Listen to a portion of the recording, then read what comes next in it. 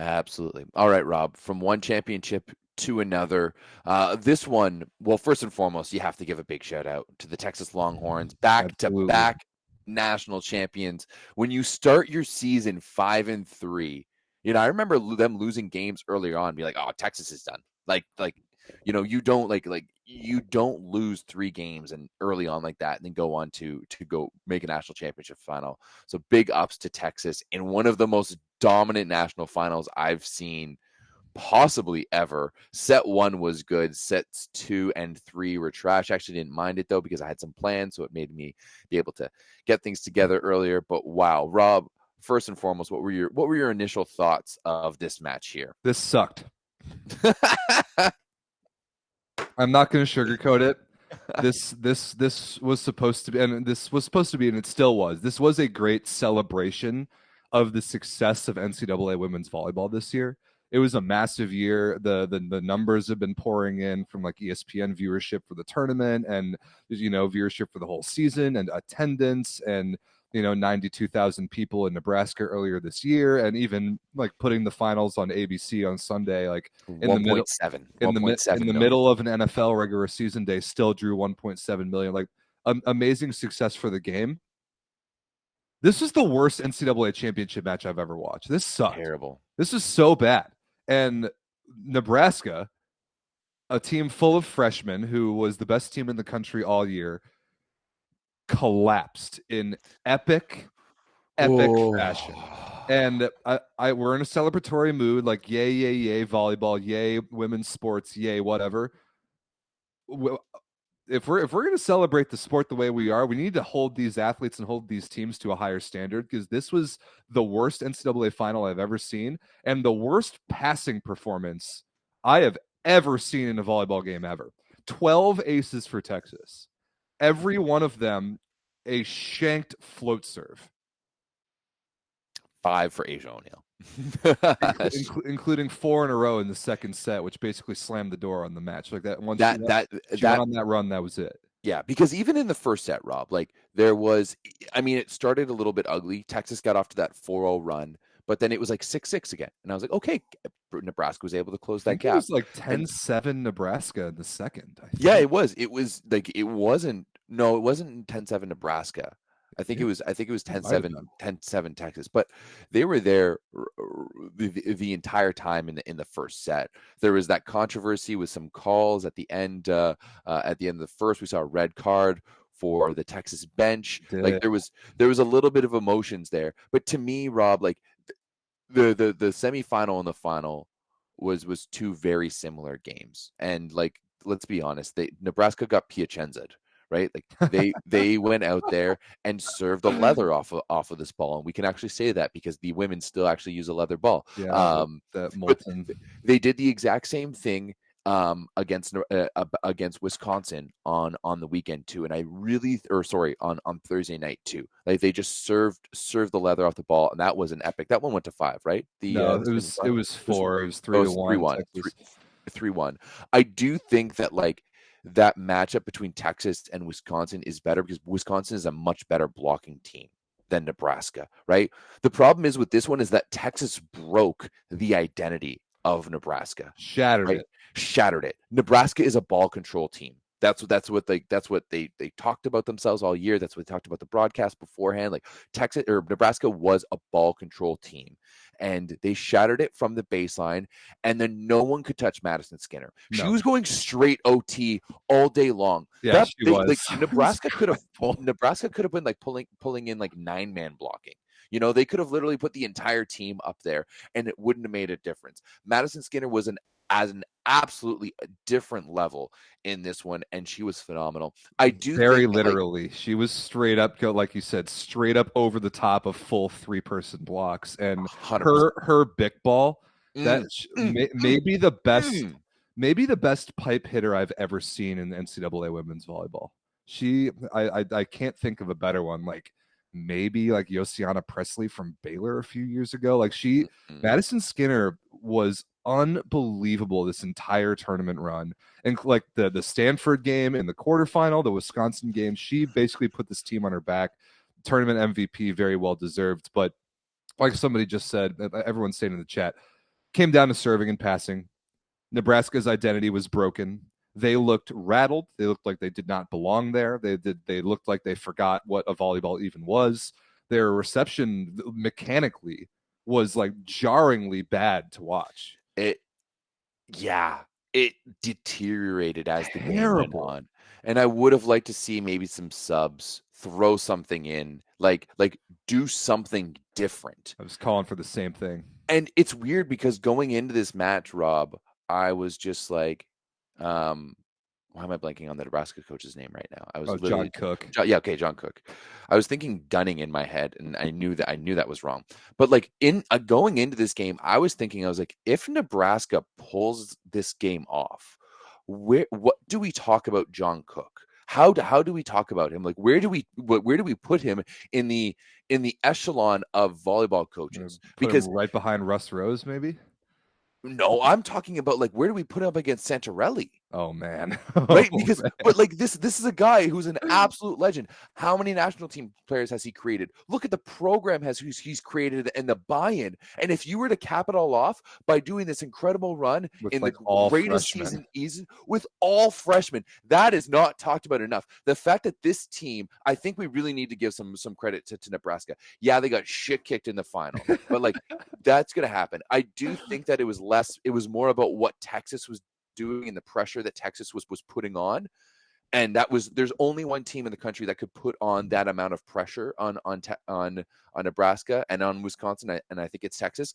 But like you have to give so much credit here to John Cook and the rest of this Huskers team, because like you made it there with freshmen, you made it there with athletes who were brand new. Now I do think this has some repercussions, because now I'm seeing that like there's already some announcements that like there's a bunch of Huskers upperclassmen and like lowerclassmen who didn't see the floor this year who are already in the transfer portal, right? Which is something I kind of hate about the NCAA now. It's like, oh, I didn't get played in my first year, I'm just gonna go into the transfer portal. Like, no, like stick it out, tough it out, like fight for your spot. But all in all, like I do think a lot of credit needs to go to that Nebraska coaching staff and the program that they have, but like big ups to Texas, 2 in a row. The Longhorns are here, and next year they're going to be in the SEC, and that is going to be interesting. Yeah, that will be interesting. I'm going to push back on that a little bit. I don't think that. So somebody in the chat said that it's exactly how Fenerbahce beat Conegliano last year with service pressure. I completely disagree. Last year's Fenerbahce against Conegliano was Melissa Vargas and Irina Fedorovtseva tearing the cover off the ball, jump spin serving. They were hitting varieties of serves that nobody in the world of volleyball on the women's side had ever seen before. That was the level of service pressure that was very literally unprecedented. Okay. Texas is hitting float serves, dude. And that every single one of these 12 aces that they got was somewhere close to the midline of a receiver that they just flung their platform at and shanked into the stands. This was not a different level of service pressure. This was everyday stuff for NCAA women's volleyball. Everyday stuff. If you're a team playing in the Final Four, you should be able to hit solid, low, flat float serves just over the tape. And I mean, I spent 5 years in a gym with an NCAA women's team. I know how fast the ball gets on you on a women's net when it's float served low and hard like that. Like it's hard. The ball gets on you fast. No, it sucks. But this is the Final Four we're talking about. Like these are serves that you've seen every day of your career. This was not a different level of serving. This is a breakdown on Nebraska's side. This is a breakdown on Nebraska's side, not some like otherworldly serving performance from Texas. It was an incredible example of mental pressure put on from Texas. Very much so. I will give them that. That was a mental domination of a more experienced championship pedigree team against a team of very talented freshmen, and who were able to shatter Nebraska's identity as being a first contact team. That I absolutely agree with. That was a mental domination. But the serving and passing thing was a straight up shattering and a mechanical breakdown on Nebraska's side. I do see some people being like, some Texas fan being like, being a freshman has no bearing. Being a freshman has all of the Are you bearings. kidding me? These people are 18. Being the freshman has all of the bearings, especially now when you're talking about like how many years have some of these girls on Texas been playing because of the COVID years. Like you have girls who are legitimately in like their 7th year. Yeah, Asia O'Neal's like 25. Yeah, it's not like you've got a bunch of like Texas homers in the chat being like, oh, you guys don't know what you're talking about, but like, hey, it's big ups for Texas, like absolutely. For sure. They 100%, Asia O'Neal was unbelievable. 5 aces from a middle is very impressive. Her attacking numbers were not that good, and we can talk about that in a second. Madison Skinner was by far the best player in the country the last 3 weeks. Also, people like we're not discrediting Texas here. Like Texas won this fair and square. Yeah. They were the best team, no doubt about it. It's not like we're sitting here saying they don't deserve it. We spend two minutes talking about the other teams, and you guys all freak out in the chat. Chill out. Yeah, Texas deserves this. This is why people in the chat are being like, "Why do everyone hate Texas?" It's because you're fans. That's exactly why.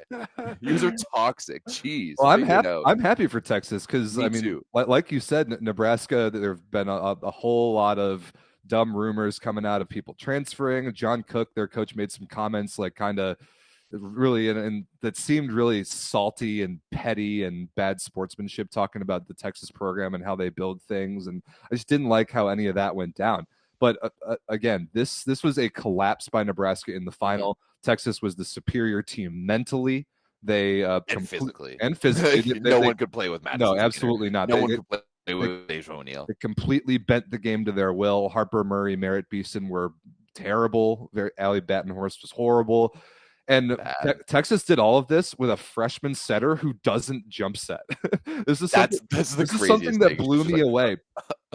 Ellis Swindle is a freshman on Texas. She does not jump set ever, and I can only imagine how Texas would be if they had a actual high level setter, because I mean, sure that they won a national championship with this girl, but the offense that she ran was just not very good. Her complete inability to locate the ball to the middle was crazy to me. Like, I can't wait for Asia O'Neal to go to the pros and the real pro volleyball or whatever, and then the national team, and get to see her attack with a real setter, because this girl just could not locate her the ball. And Texas did all of this anyway. Like, this should have been a pretty winnable matchup for Nebraska if they didn't collapse in first contact. Yeah, they collapsed first contact, they collapsed second contact, they collapsed third contact. Like, it was bad over there. That it was Texas maybe can't read, but Defo can play volleyball.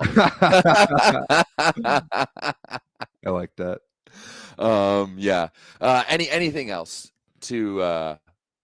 Oh, man, this was just such an awesome season. It was the game of volleyball in the U.S. is growing at an unprecedented rate, and there's so much to be celebrated about NCAA women's volleyball. And this just was not a good showing on the court. This is not a good on-court showing for the everything else, right? You had you had the highest rated semifinal games. That both the semifinal games were they were like 1.1 million. They were 50% up year over year from the last year. The biggest games ever watched on ESPN for volleyball.